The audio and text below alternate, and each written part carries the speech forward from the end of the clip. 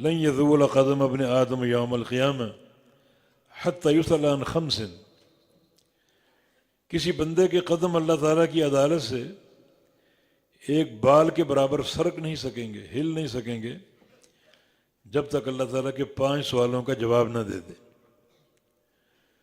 عن حیاتہ فیما امضی، پوری زندگی کا حساب کہاں گزاری ہے اور کیسے گزاری ہے۔ وعن شبابہ فیما ابلی، اور خاص طور پہ جوانی کا حساب کہ جوانی کہاں بوسیدہ کی ہے، جوانی کے دن، جوانی کی راتیں، جوانی کی خلوتیں، ان سب کا حساب دو۔ وعن مالہ من این اکتسب وفیما انفق، مال کے بارے میں 2 سوال ہوں گے، یہ کہاں سے کمایا اور کہاں خرچ کیا۔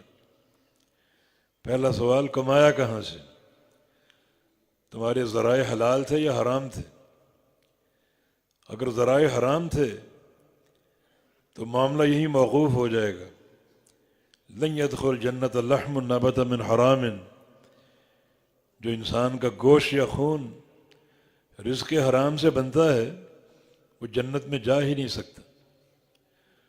اور اگر مال کمانے کے ذرائع حلال تھے تو پھر دوسرا سوال باقی ہے، یہ خرچ کہاں کیا؟ کسی نے امیر المومنین علی بن ابی طالب رضی اللہ عنہ سے عرض کیا کہ دنیا کی حقیقت بتا دیجئے۔ فرمایا کہ تفصیل سے یا اختصار سے؟ عرض کیا کہ اختصار سے بتا دیں۔ تو فرمایا کہ دنیا حرامها عذاب و حلالها حساب، اگر حرام طریقے سے کماؤ گے تو عذاب ہی عذاب ہے، اور اگر حلال طریقے سے کماؤ گے تو اس کا حساب دینا پڑے گا کہ کہاں کہاں خرچ کیا۔